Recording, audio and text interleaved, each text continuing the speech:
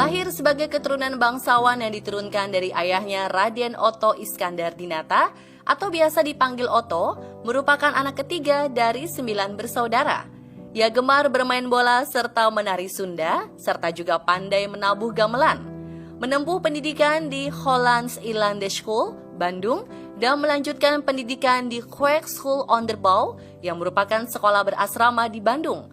Dari sinilah mulai terlihat sifat dan kepintarannya yang menonjol. Kala itu Oto terkenal suka memberontak, tetapi selalu menunjukkan prestasinya. Setelah lulus, ia melanjutkan pendidikan di Hogere Kweek School atau Sekolah Guru Atas di Purworejo, Jawa Tengah.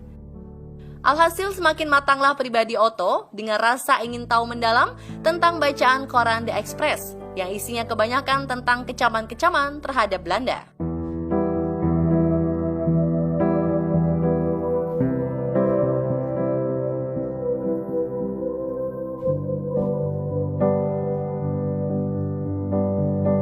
Waktu terus berlalu. Sikap berontak Oto kala itu semakin jadi untuk memperjuangkan hak bangsanya sendiri. Setelah lulus dari sekolah guru, Oto muda mendedikasikan diri sebagai guru, bertujuan mewujudkan bangsanya menjadi bangsa yang berilmu dan bisa melestarikannya dengan baik. Namun sayang, keberaniannya bersuara lantang membuatnya masuk daftar hitam pemerintah Hindia Belanda. Salah satunya adalah nyali besar Oto membongkar kasus Bendungan Kemuning yang bisa menyelamatkan rakyat Indonesia dari penipuan yang dilakukan pengusaha Belanda. Alhasil tak dimungkiri, Oto lah orang pertama yang mempopulerkan kata Indonesia Merdeka dan kemudian disingkat menjadi Merdeka berkat kegigihannya memperjuangkan rakyat. Yang hanya mau mempergunakan kekuasaan sebagai dasar perhubungan benua-benua. Peperangan ini untuk kita bangsa-bangsa Asia sungguh untuk melaksanakan cita-cita, yaitu membentuk susunan dunia yang berdasar keadilan dan kemakmuran bersama.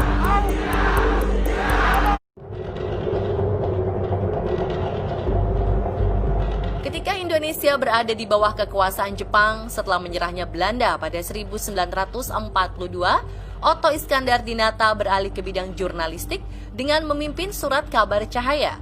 Kala itu Oto juga menjadi salah satu anggota Badan Penyelidik Usaha-Usaha Persiapan Kemerdekaan Indonesia atau BPUPKI yang dibentuk tanggal 1 Maret 1945 bersama tokoh-tokoh bangsa lainnya. Ia juga terlibat dalam keanggotaan Panitia Persiapan Kemerdekaan Indonesia atau PPKI sebagai pengganti BPUPKI.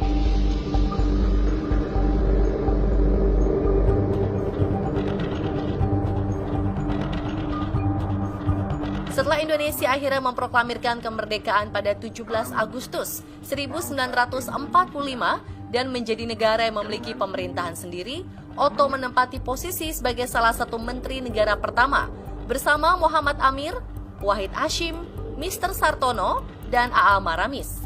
Singkat kata, jabatan ini masih diembannya hingga terjadinya peristiwa tragis di akhir tahun 1945. Pada saat menjabat, Oto menghilang tanpa jejak dan penuh misteri. Setelah 14 tahun berlalu, tiba-tiba terdengar berita bahwa Oto dihabiskan nyawanya di Pantai Mauk, Tangerang. Namun sayang jenazahnya tak berhasil diketemukan hingga kini. Bahkan kematiannya terdapat beberapa versi. Entah mana yang benar untuk catatan sejarah. Kendati ada beberapa versi, referensi pertama menyebut bahwa Oto diculik oleh salah satu laskar yang bermarkas di Tangerang bernama Laskar Hitam pada 19 Desember 1945 dan dibawa ke suatu tempat di pesisir Pantai Mauk, Tangerang. Anggota Laskar Hitam yang menculik Oto saat itu diduga termakan desas-desus yang disebarkan agen-agen nikah Jepang bahwa ia adalah mata-mata Belanda.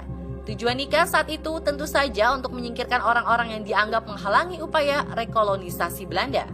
Sedangkan versi lain adalah Oto dituduh menguasai uang senilai 1 juta gulden yang didapat dari seorang perwira Jepang bernama Ichiki Tatsuo. Uang tersebut berasal dari dana rampasan perang ketika Jepang berhasil mengusir Belanda dari Indonesia. Ketika para eksekutor hendak menghabisi Oto, konon saat itu terdengar teriakan bahwa Oto adalah mata-mata musuh yang menjual kota Bandung seharga 1 miliun. Tak bermaksud merubah sejarah, pakar retrokognisi Anggra Putri Tania coba mengungkap fakta sebenarnya. Benarkah Otto Iskandar Dinata meregang nyawa dan jasadnya dibuang di lokasi yang tertuang dalam berbagai kisah?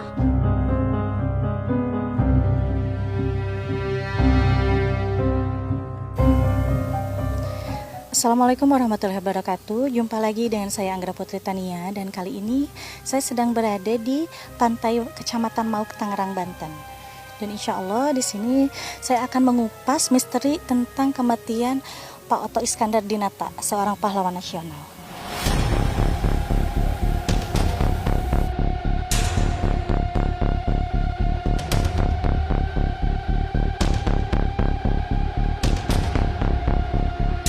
Mundur jauh ke belakang, menurut catatan sejarah, di penghujung tahun 1952, kota Bandung berselimut duka. Sebuah peti jenazah tiba di Kota Kembang, diiringi ratusan orang yang menampakkan wajah duka, melepaskan kepergian tokoh terkemuka masyarakat Sunda untuk selama-lamanya, yakni Raden Otto Iskandar Dinata. Tak ada jenazah Otto di dalam peti itu, hanya ada pasir dan air laut yang diambil dari kawasan pesisir Mauk, Tangerang, sebagai pengganti jenazah. Konon, keberadaan jasad si jalak harupat memang tak pernah diketahui ada di mana. Penyebab dan proses kematiannya pun masih diselubungi teka-teki bahkan setelah 68 tahun berlalu. Jadi pada saat peti kosong yang di dalamnya diisi oleh pasir laut dan juga air laut, itu pada tahun ke-1952. Jadi ada yang membawa peti mati ke daerah Bandung, ke kediamannya Pak Otto Iskandar Dinata, dan isinya adalah air laut beserta pasir laut. Jadi penyebabnya itu adalah di saat Pak Otto Iskandar Dinata menjadi Menteri Negara pertama di Republik Indonesia, di situ banyak orang yang tidak suka kepada Pak Otista. Karena banyak sekali orang-orang yang ingin menggagalkan kemerdekaan Republik Indonesia yang sudah terjadi pada Agustus 1945. Akhirnya di situ kematiannya Pak Otto Iskandar Dinata sudah benar-benar dilihat dari jauh-jauh hari untuk dilakukan pembunuhan berencana.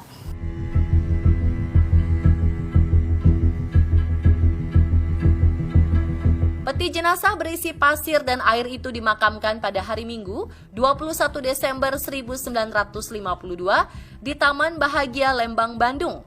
Kala itu pemakaman dimulai pukul 10 pagi, diawali dengan menyanyikan lagu Indonesia Raya. Seiring berjalannya waktu, kini anak cucu Otto dan para peziarah dari berbagai penjuru Indonesia hanya bisa menziarahi pasir dan air pantai Mauk yang menjadi saksi bisu kebengisan di masa lalu. Lantas benarkah Otto dihabisi nyawanya dan jasadnya dibuang di pantai Mauk, Tangerang?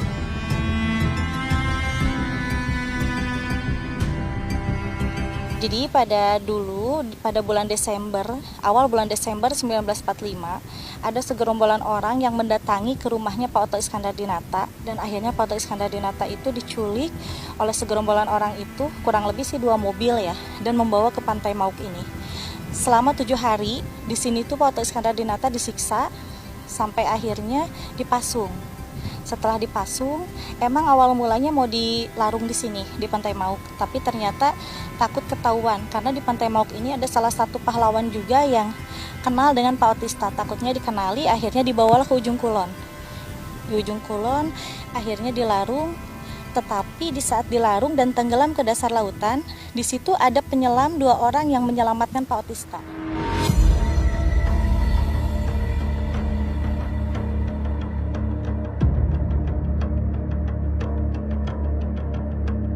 Dan untungnya berhasil, masih hidup. Akhirnya Pak Otto Iskandar Dinata di saat pulih dari masa sakitnya setelah dilarung itu, akhirnya beliau menyamar menjadi kusir delman di Ujung Kulon sana selama 5 tahun kurang lebih. Menghabiskan masa hidupnya itu di daerah Ujung Kulon sampai apa yang dibawa saat dia tenggelam itu kan dibawa ya, bahwa ada surat yang penting atau peta penting kepunyaan dari Pak Soekarno. Jadi itu disimpan di dalam ikat sangku pinggangnya, diikat pinggangnya. Disimpan di dalam ikat pinggangnya. Jadi di saat sadar itu masih tersimpan walaupun ada rusak sedikit gitu.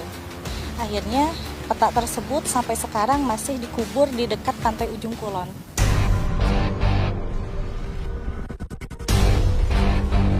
Namanya disamarkan. namanya disamarkan. Jadi sampai saat ini pun juga makamnya masih ada di dekat Sang Hyang Sira, tapi namanya itu bukan Pak Otista, tetapi namanya disamarkan menjadi Jumadi.